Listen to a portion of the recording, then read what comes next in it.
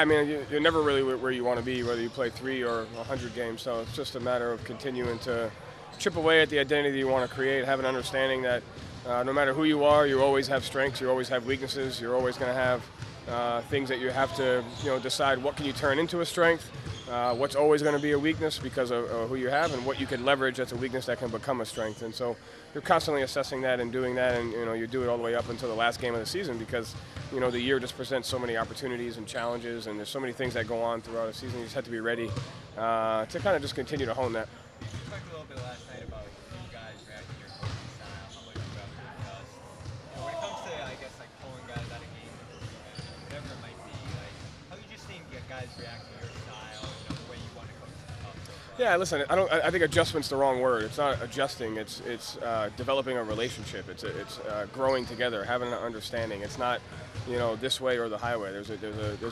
That's what training camp is about. That's what the 6 to 9 weeks in the summer that are about. That's what you build relationships with people.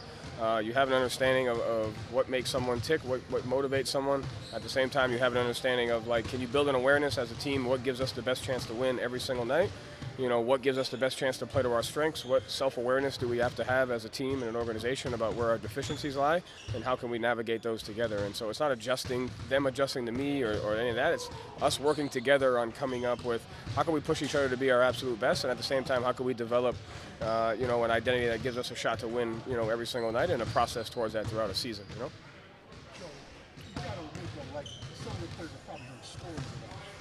Yeah, I mean, it's unfortunate that it's gotten to that point, and it shouldn't be about me. It's just at the end of the day, everybody's different. I mean, Chris is a guy that you would motivate completely different than you would a Ugo or a John, and it's getting to know that person, and so I don't want it to become about you have to adapt to Joe. No, we got to work together. We have to adapt together on how can we come about a process of what it looks like to get the absolute best out of you. That's what I think a relationship is, and it's a form of love, and love is interpreted many different ways depending upon what you're trying to do.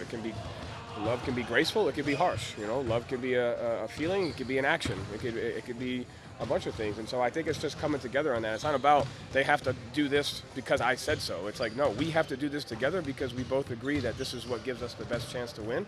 Also, it gives us the best chance for you to get to where you want to get to as an individual player, and you to help us get to where we want to get to as a team. So it's a constant, ever-flowing, two-sided relationship. It's not my way or the highway, or you have to adapt to me or do what I say. I have just as much responsibility adapting and growing to that person as they do to me and we do to each other. It's unique because Chris is 32. Yeah. He's been coached on. Yeah. Ugo's 19. Yeah. That's a different generation. Yeah, no question. Yeah, and again, I just use those two names. Everyone's different. It's funny. A guy like Anthony, he didn't go to college. Most college coaches have that 3-4 year period where you do it. So you go from high school, you go a gap year, and then you go play. So everybody has a different journey as they got to this point. But at this point, you are playing for the Celtics. We are in this together. How can we go about building a relationship, get the absolute best out of you, and get the best chance to win? So it's just as much my responsibility as it is theirs. And there's got to be both from there. If I'm not doing my part, then I can't hold them accountable, and they shouldn't listen to me. If I'm not doing my part in being honest, respectful, and authentic, then they should not listen to a word I say. And it kind of goes both ways.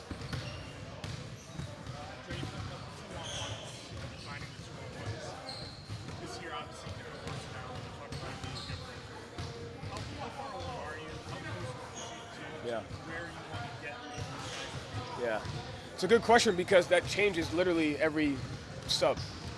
Every sub that changes. Every night that's going to change. We don't know how a team is going to match up with us. We don't know what coverage the team is going to be in. We don't know what the team's sub pattern is at this point in time. They don't know what our sub pattern is. And so it's not a static okay, we got it now. It's an ever-flowing awareness to reading the situation. If we have a certain lineup on the floor, this is the projected coverage that a team is going to go to. Here's what we can be looking for, but you have to be ready for that to change. And I think, honestly, as you guys, the game has changed so much. It's not static rules-based basketball anymore. It's reads-based. And if a team plays a coverage on one possession, they're almost guaranteed to change the coverage on the next possession, and you have to be ready for that. And it's the same thing with the sub pattern, and that's the stuff that we're building an awareness to. Like, hey, Nemi's starting. This is how we think they're going to defend Nemi. This is the leverage points that we could have to create those 2-on-1s. But in 4 minutes, Luka or Chris are coming in. Then we don't know how they're going to match up yet, and so you have to leverage the 2-on-1s in those. And so it'll never get to the point where it's like we have to constantly be aware to the environment, how we're being defended, and how we have to do that. And it's the same thing on defense. When one guy's in the game, we're going to be in a particular coverage because this is what makes the most sense. But if we make a sub 3 minutes later, we're going to have to change that right away. And so I think it's just an ever-flowing, constant read and awareness that we have to train to get to be able to see in real time. So you had last year's the year before very established, you knew the rotations, all that stuff pretty much right away. This year, you're kind of mixing and matching.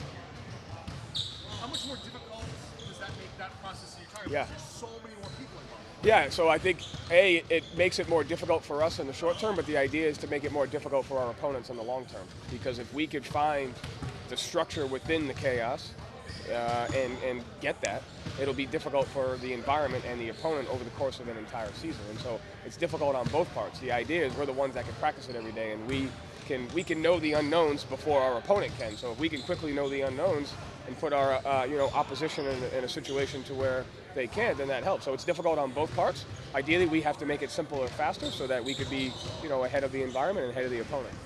You started the game yesterday with Chris at the 5. What was your overall assessment of how that unit looked? Yeah.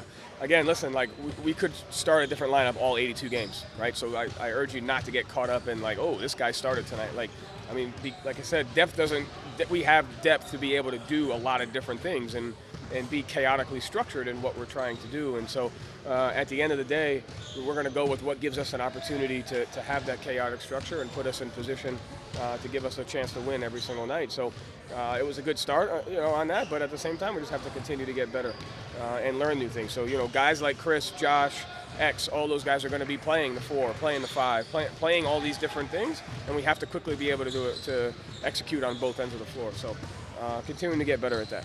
Talk about being. What have you seen from Luka? What have you seen from Luka just in terms of adapting to the defensive system here and acclimating to that? Yeah, I mean, Luka is what he is. He's going to give you everything he has every single night.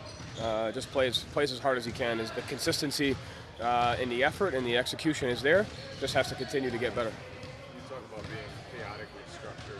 What does that look like to you? Is there an example of that you've looked toward? And I've covered some coaches that have thought a guy needs to know what his role is going to be on a given night to prepare his best. Yeah. How does a team need to kind of react to that? If you Yeah, it's good. I mean, I think the structure behind it is how flexible can we be, right? How flexible can we be, and how quickly can we have an understanding of hey, this is the advantage that we have in this 4-minute segment. Most sub patterns are in that 6 to 7 minute segment, and so hey, this is what makes the most sense now. And I think in your player development, in your role definition, in your scout, most people's roles and their jobs don't change. It's the simple things. It's the things that you can execute on a night in basis, and then be able to give them things within the game that they can do after that. So it just comes with that. And again, it's an ever-flowing thing. We may do it 3 games in a row, and then we may lose it for 2 games because the other team presents just as much challenge and just as much ability to adapt in real time. But we have to fight to be able to keep it for a long period of time. Chris, what have you seen from him as he adapts to a new system? Yeah, just self-awareness, has an understanding of what his job, what his role is. He wants to be coached, wants to do the dirty work. Now just kind of to his point, limiting hey, because this is the particular lineup, you have to be aware of these particular things on both ends of the floor. And, now it's a different lineup, you have to be ready for this. So willingness to do whatever it takes. I think he's done a great job kind of buying into, the mindset that we need him to have on both ends, and he's got to continue to get better. Thank you.